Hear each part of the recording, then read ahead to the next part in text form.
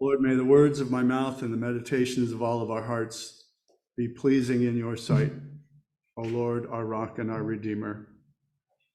Speak to us now of divine things we ask, for we long to hear a word from you. Amen.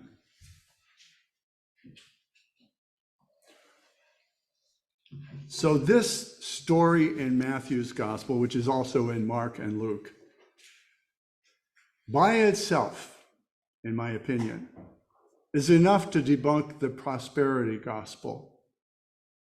Jesus is calling money for what it is. Now, to be honest, after our worship today, we're going to have a financial planner joining us downstairs.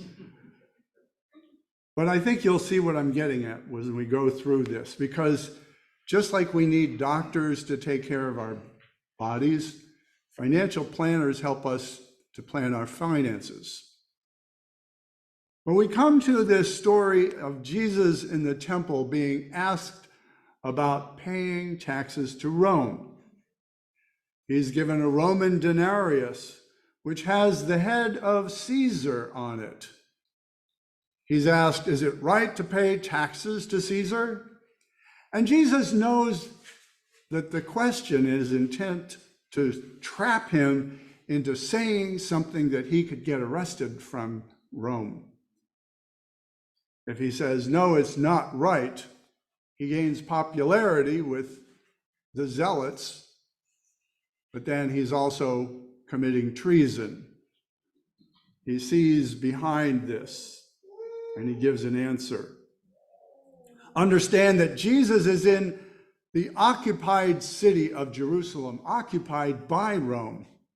Roman soldiers are everywhere, watching for a rebellion.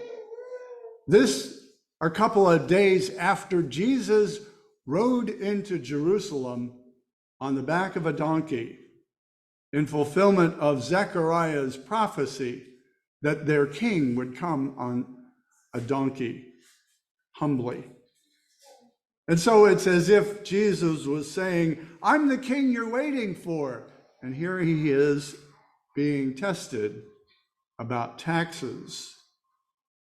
The Jewish elite were trying to find something that they could charge him with for the Roman Empire. As I said, this is in Matthew, Mark, and Luke.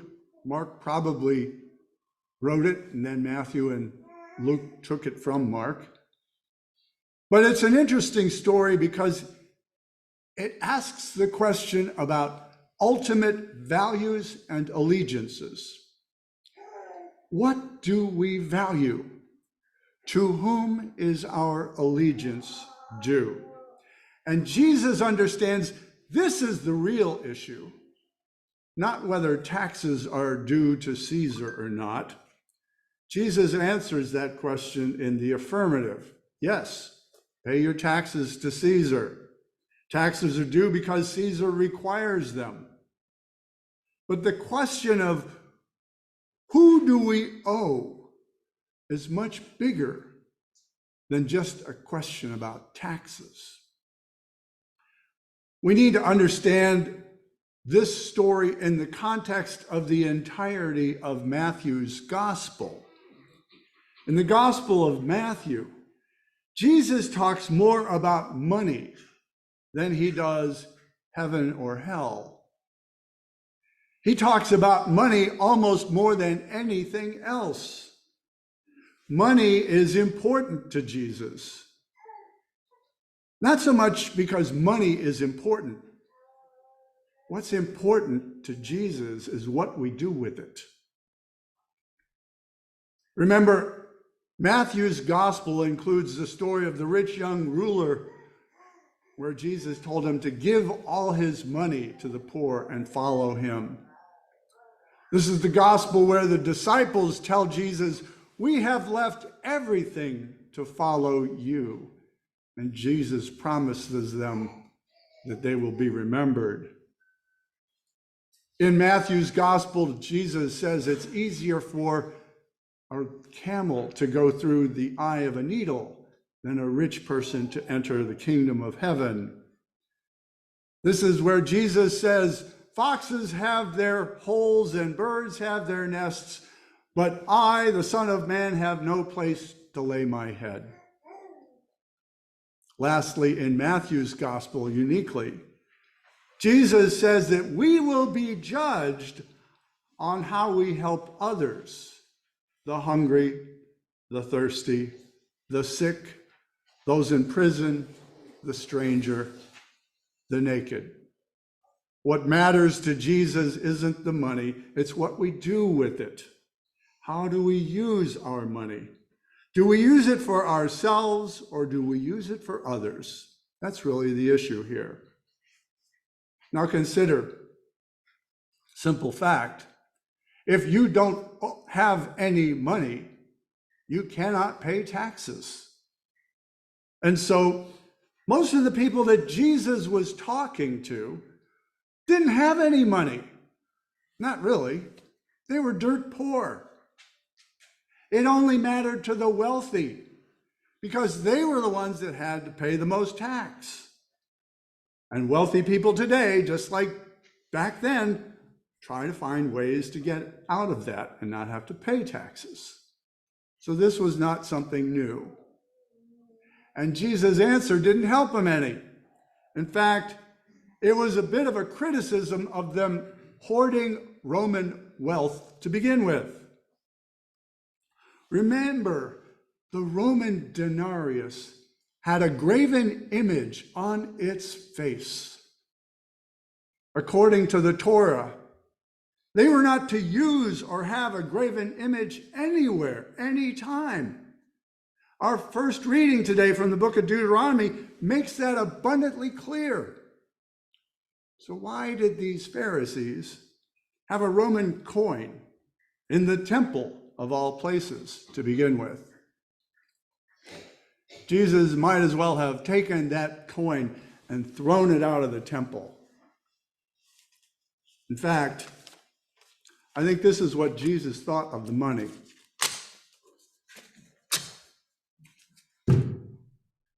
I really think that's what Jesus thought of the Roman money.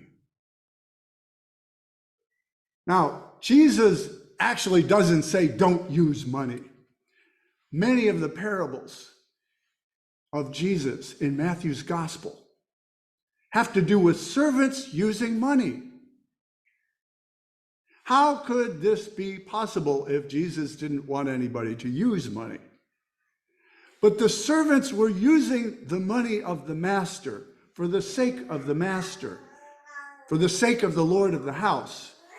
It wasn't their money, and they weren't using it for themselves. That's the point here.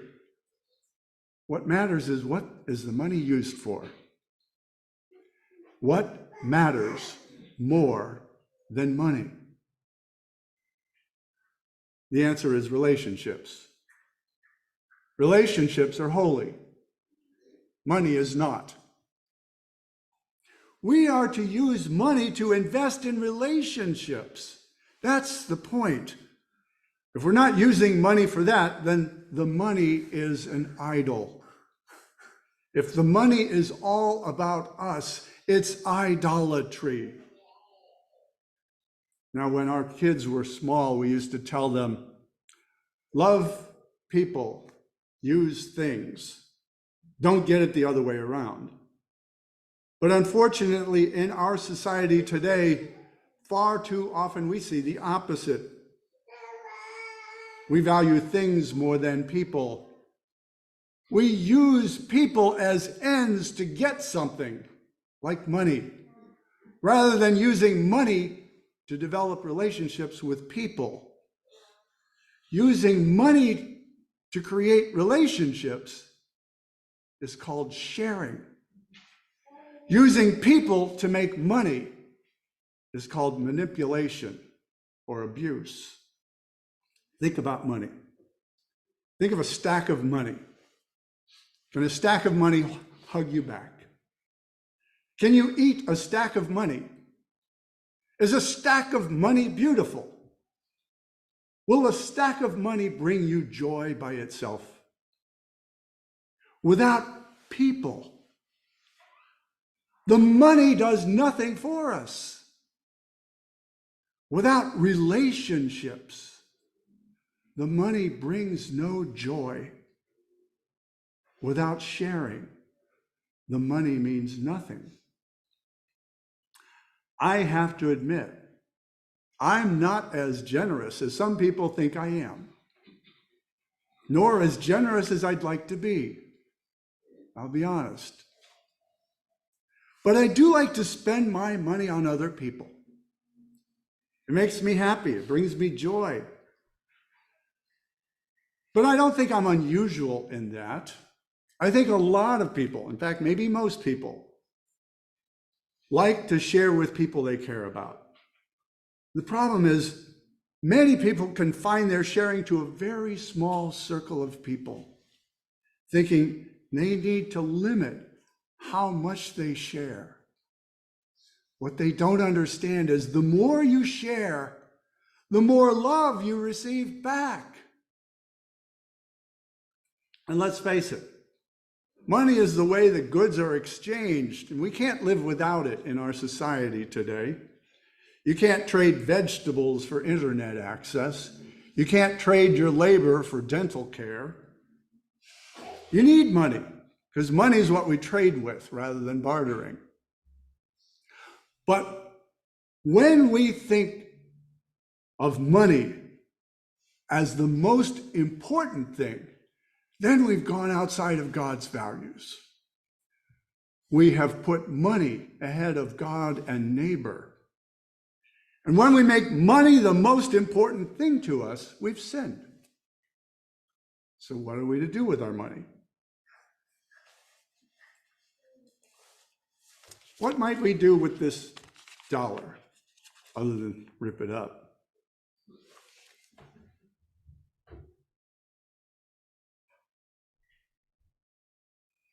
That's something useful. That money can be used by the church to help teach Christian values, to help other people. We have money that leaves this church for helping others and to build the kingdom of God. But you can also use it to help a family member or a friend or a neighbor. All of those are holy because relationships are holy. In the context of the New Testament, the world of Caesar represents power, wealth, fame, all these things that can stand in opposition to God's kingdom. 1 John says, this world is passing away along with its lusts. Everything that we see and all that is admired one day comes to nothing. Now, this doesn't make money evil in itself, but it does mean we have to be cautious about money's effect on our lives. In my last year of seminary, I worked with heroin addicts. Heroin is a terribly addictive drug. It causes countless deaths in this country. It's horrible. It doesn't kill people by itself. Heroin kills people because they forget to breathe. They stop breathing. And they feel good right up until the time they die. Heroin is also terrible to try to get off of. Withdrawal symptoms include nausea, headaches, fevers, chills, shakes, vomiting. People can even die of a heroin withdrawal. It's terrible and it's hard to kick. Most people can't manage it. And a large percentage of people who become addicted to heroin will be addicts until the day they die, sadly. But I learned something working with heroin addicts. I discovered something more addictive than heroin. It's money. People will do things for money that they do for any other addiction. They will sell themselves or their family for it. They will steal, lie, cheat, even kill for money. People with money will do this to get more money. For some people, they will never have enough money. All they want is more. And when people behave this way, it's called addiction. So how do we keep from being addicted to money? Well, we can give it away or share it or use it for good purposes. But keeping it for ourselves is not a good option. Hoarding it is a terrible choice. Now, I realize there's people in this congregation who work in industries of finance, banking, law, where money and discussions of money take priority above everything else. But this doesn't mean that money has to be your highest priority.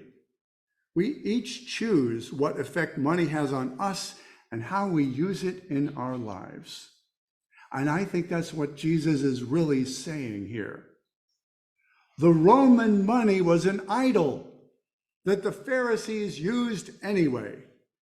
Now, Jesus didn't tell them to stop using it, but he questioned what it's being used for. He asked the same question for us today. How do we view money? What do we use it for? Does it control our lives?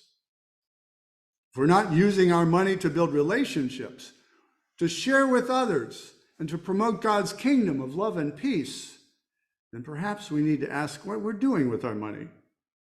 Whose kingdom are we building up with our money? God's or Caesar's? Caesar should have no say in our lives other than the absolute minimum required for us to live peaceful lives. Power, fame, and fortune may come, and it does to some people. But in my opinion, that's luck, that's chance. It's like disease and calamity. Fortune and fame come to some, but not to others. And we sit there and say it's because of hard work. Usually it's more because of luck. Think of a lottery ticket. A person can spend a few dollars and become a billionaire. What kind of work is involved in that? And most people who are rich started with money. Not all, but crediting them for being rich in some ways to me is like blaming someone with cancer for their sickness.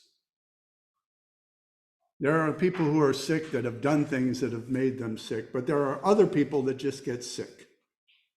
And there are people who are rich that have done something that made them rich, and there's some people that just got rich. And so the point isn't about crediting them.